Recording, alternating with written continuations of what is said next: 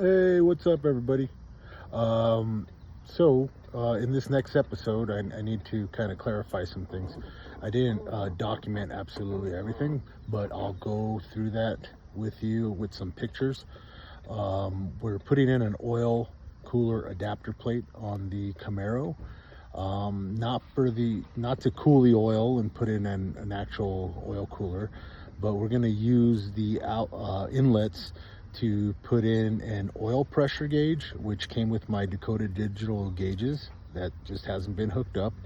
And also I am going to put in a oil temperature gauge.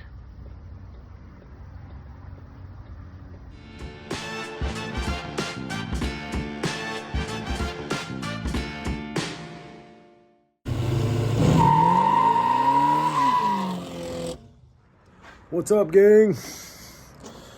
Just here messing with the Camaro again. So we got that exhaust all done last night. I'm trying to get this thing running. I would love to take it out later on today, but there's a couple things we have to do before we do that. Now getting this thing was an absolute nightmare. Okay. It's called an oil cooler adapter plate, and it's made for an oil cooler to take out and return oil to cool it. What I'm using it for is basically to use it to put in a temperature gauge for the oil. Because if you don't know, like a lot of people, you got a temperature gauge in your car, right? But that tells you the coolant temperature. The actual running temperature of your engine is the oil temperature. Okay. It's not really the coolant. Your oil is always going to be a little bit cooler, I think, but it's at a different temperature. So you really want to run your car once your oil is warmed up, not your coolant. Okay, so I'm installing one of those and also an oil pressure gauge. Let's get down there and I'll show you what I'm talking about. All right, guys, this is the exact adapter plate I got from JEGS. It's about $65 plus tax.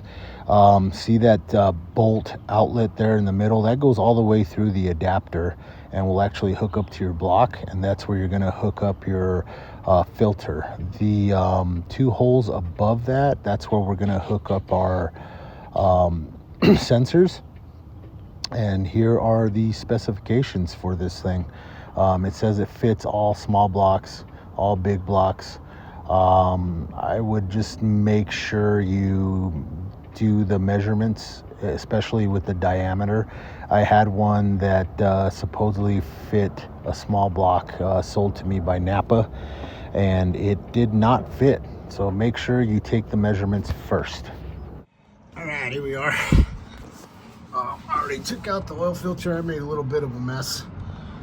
It was on super tight. The last guy that put this thing on, I think he did it with a torque,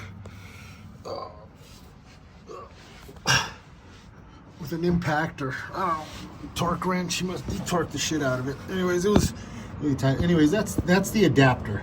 So this is a different piece.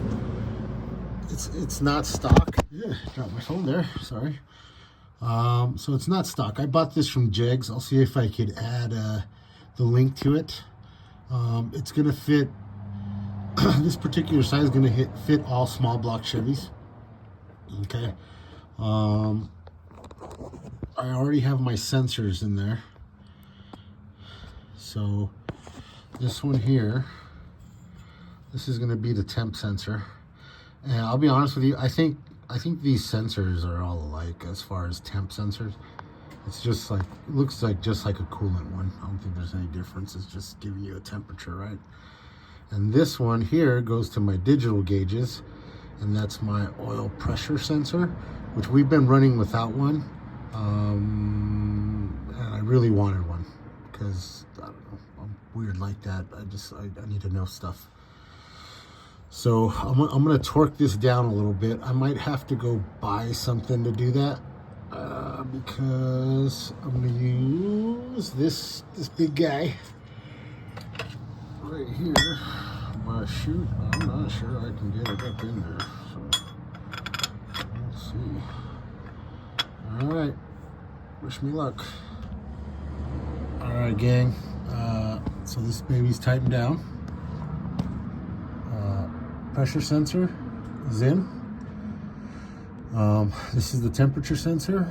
We are going to wait till later. I gotta fix some stuff inside of the car in order to mount and stuff. So it's in there. That's getting all this put together was kind of the hard part. I just need to run a single wire from this nut up into the cab of the car there, or into the gauges inside.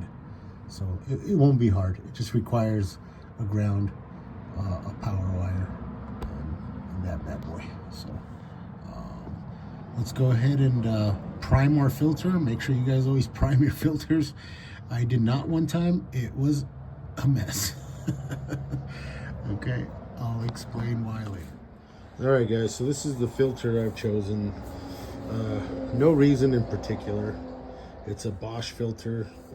Bosch is a name that I've always trusted with things like spark plugs and stuff like that. I think they make a fairly good filter. They had good reviews anyways. So let's go ahead and we're gonna go ahead and prime this thing. What I mean by prime is kind of just you gotta get some oil in it. You got to get some oil in it to get it going. Otherwise, I think it just, like, the engine pushes it in and it pushes out, right? So if you don't have any oil in here, it's going to be pushing air and it's going to, like, just come out. And I did that once with a Jeep. It was the first time I'd ever changed my oil. And I had no idea what I was doing. Nobody told me how to do it. I just figured, how hard could it be, right? And got everything going and started the vehicle. I'm like, all right, we're good. And then I jumped out and there was a giant oil puddle underneath my car. I'm not very good at this, am I?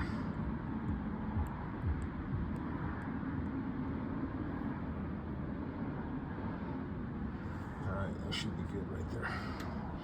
We're not quite to the top, but we're close enough. And also make sure, put a little oil in this gasket here. Okay, it just helps make that seal a little bit better. All right, let's get this baby in. And let's put a little bit more, just a little bit more. It filled up. There must be chambers in there or something because it looked like it was almost to the top. Now it's about halfway.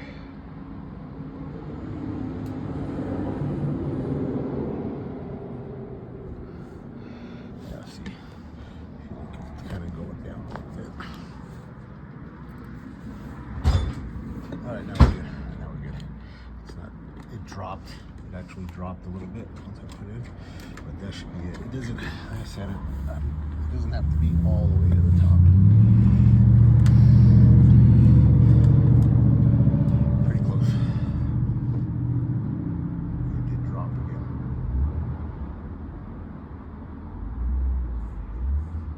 Oh, this bad boy takes a lot of oil on there, huh?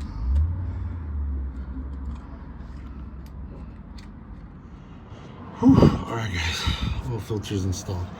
Now, the dude that did this last, I had it at his shop. He was supposed to get this car running really good for me, which he actually did do. He put the EFI on and a bunch of stuff I wouldn't have known how to do. Like, kind of reprogrammed it and all that stuff. But he also did an oil change. That son of a bitch must have used an impact to put this thing on. It was so tight. I needed an impact to get it off. Okay? It doesn't need to be that tight. Just tighten it by hand, you know, as much as you can. I mean, that's it. That's all you need. I mean, that's craziness. So let me tighten this thing up, this nut, and we should be good to put oil. All right, everybody, mission accomplished. It's out of the garage, so now it's mobile. My oil pressure sensor still is not functioning, so I'm gonna have to figure that out. It should be working, but it's not. So I don't know. We'll figure it out. But anyways, now the real fun begins in that thing, and we'll see how that goes. But yeah, it took me a couple days to get this thing done, and it 100% is a fun ride. Maybe we'll get a drive video later on, and I think I'm kind of coming down to a name for the YouTube channel. This would be episode 2, so by now it'll be named. But when I first started doing this, I had no idea. Maybe I'll just make it a F-body Focus instead of Firebird. All right, everybody. Later.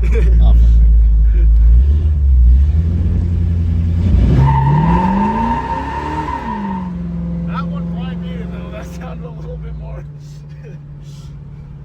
Coach, we were not doing anything illegal.